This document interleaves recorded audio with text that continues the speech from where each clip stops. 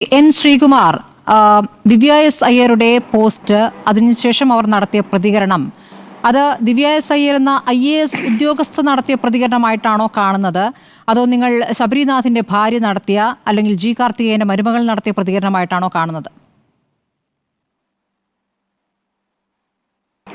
നോക്കൂ സ്മൃതി, നമ്മളങ്ങനെ പെട്ടെന്നൊരു ഉത്തരം പറയാൻ കഴിയില്ല. ഇപ്പോൾ IAS ഉദ്യോഗസ്ഥ എന്ന നിലയ്ക്കാണ് കാണുന്നതെന്ന് പറഞ്ഞാൽ ഒരു പക്ഷേ അത് ശരിയെന്ന് പറയും. നേരെ മറിച്ച് ശബരിയുടെ ഭാര്യയായിട്ടാണോ കാണുന്നതെന്ന് വെച്ചാൽ എന്താണ്, സ്ത്രീക്ക് വ്യക്തി സ്വാതന്ത്ര്യമില്ല എന്ന മറുചോദ്യം വരാം.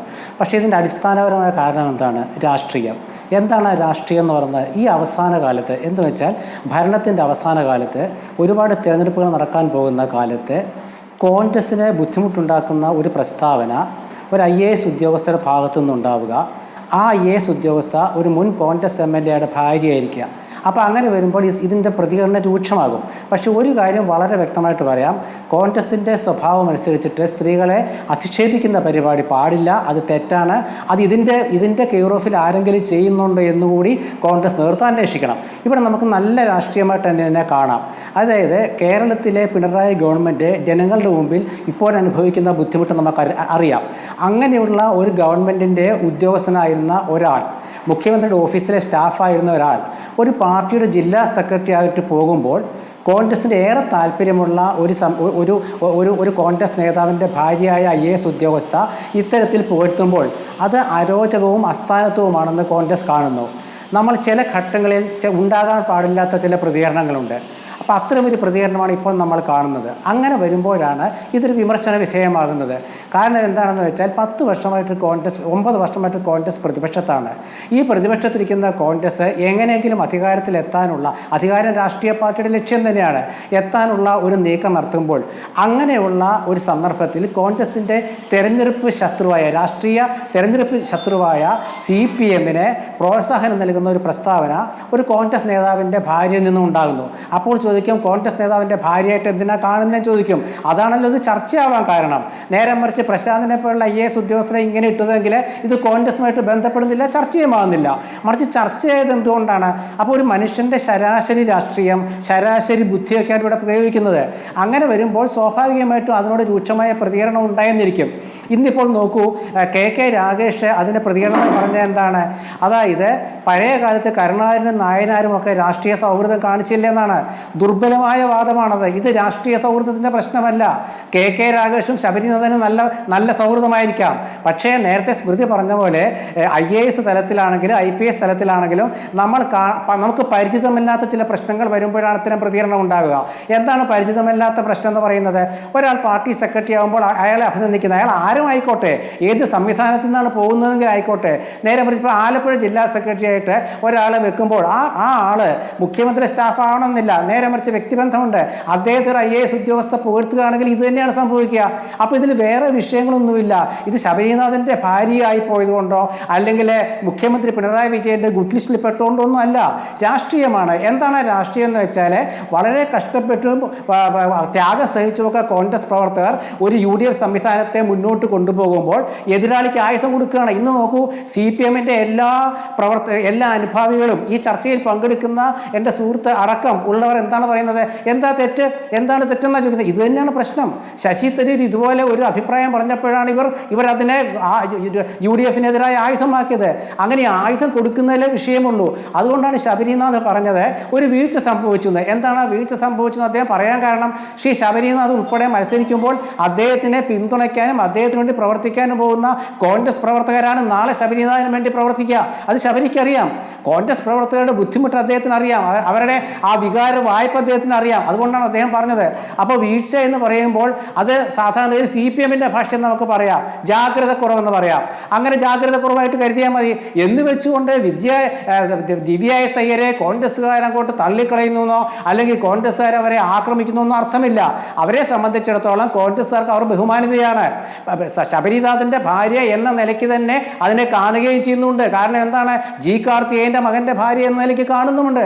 അതൊന്നും തെറ്റു പറയാൻ പറ്റില്ല. പക്ഷേ എത്ര വലിയ ഒരു സ്നേഹസമ്പന്നയായ ഉദ്യോഗസ്ഥയാണെങ്കിലും സഹപ്രവർത്തകയാണെങ്കിലും രാഷ്ട്രീയത്തിൽ ചില സാഹചര്യങ്ങളുണ്ട്. ആ സാഹചര്യത്തെ ദുർബലപ്പെടുത്തുന്ന രീതിയിലുള്ള ഒരു പ്രസ്താവന വന്നാൽ പ്രതികരിക്കും. ആ പ്രതികരണത്തിനപ്പുറം ഒന്നും സംഭവിക്കില്ല. പക്ഷേ ആ പ്രതികരണത്തിന് അതിർവരമുണ്ട്. സാധാരണ കോൺഗ്രസിൻ്റെ വനിതാ നേതാക്കളെ കുറിച്ച് CPM നേതാക്കൾ പ്രസംഗത്തിലൂടെയും എഴുത്തിലൂടെയും ഈ സോഷ്യൽ മീഡിയയിൽ കൂടെ നടത്തുന്ന ആക്രമണമൊക്കെ നമ്മൾ കാണുന്നതാണ്.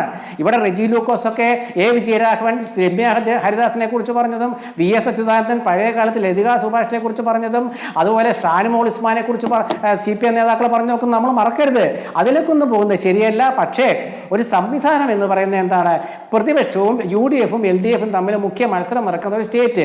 ആ സ്റ്റേറ്റിൽ UDF സംവിധാനത്തിന് ഒരു ഇളക്കം തട്ടാവുന്ന വിധത്തിൽ ഒന്നും ഉണ്ടാകാൻ പാടില്ല എന്ന് നേതൃത്വം ചിന്തിക്കുന്നു.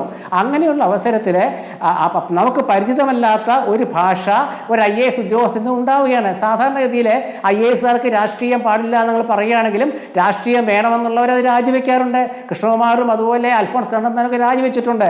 അതുകൊണ്ട് അതൊരു വിഷയമല്ല. മറിച്ച് ഇപ്പം ദിവ്യ എസ് അയ്യരുടെ ഭർത്താവ് ശബരിനാഥൻ ആയിരുന്നില്ല എങ്കിൽ ഒരുപക്ഷെ ഇത്ര രൂക്ഷത വരുമായിരുന്നില്ല.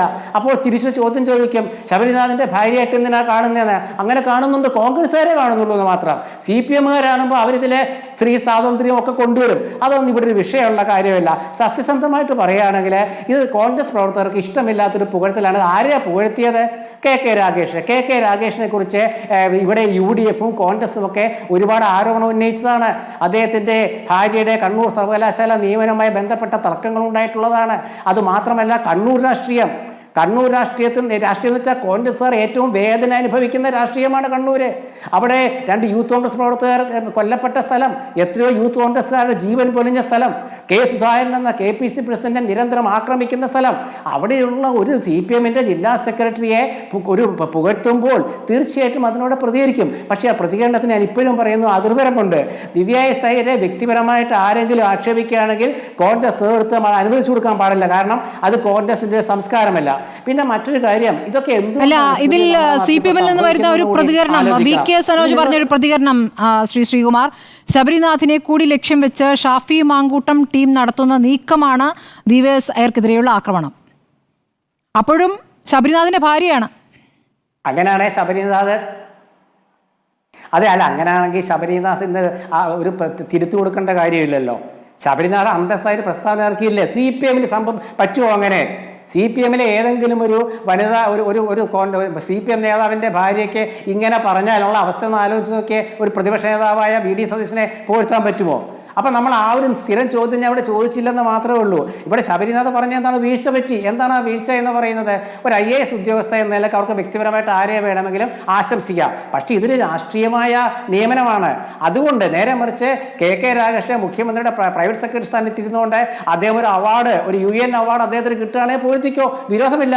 പക്ഷേ ഞാനീ പറയുന്ന കണ്ണൂർ എന്നുള്ളൊരു ഒരു മുഖ്യമന്ത്രി നാട്, LDF കൺവീനറുടെ തൊട്ടടുത്ത പ്രദേശം, ജയരാജന്മാരുടെ നാട്, CPM-ൻ്റെ കേന്ദ്ര കമ്മിറ്റി അംഗങ്ങളുടെ നാട്, സർവോപരി SFI, AAS, SFI, DYFI, ജനാധിപത്യ മഹിളാ അസോസിയേഷൻ തുടങ്ങി എല്ലാവിധ പോഷക സംഘടനകളെയും നേതാക്കൾ വരുന്ന ഒരു ജില്ല.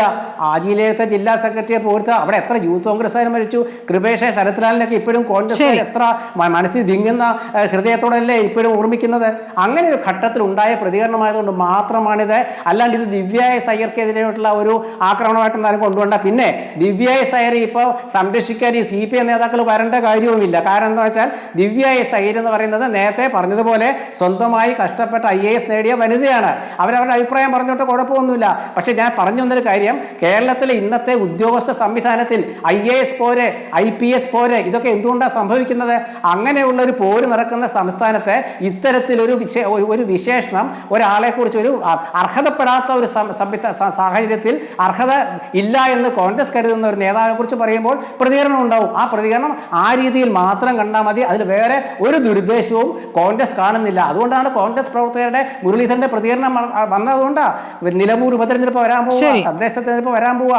അതുപോലെ അടുത്ത പൊതു തെരഞ്ഞെടുപ്പ് ഇവിടെ ആയുധമാക്കില്ലേ CPM ഈ പ്രസ്താവന? അത്രമാത്രമേ പ്രശ്നമുള്ളൂ.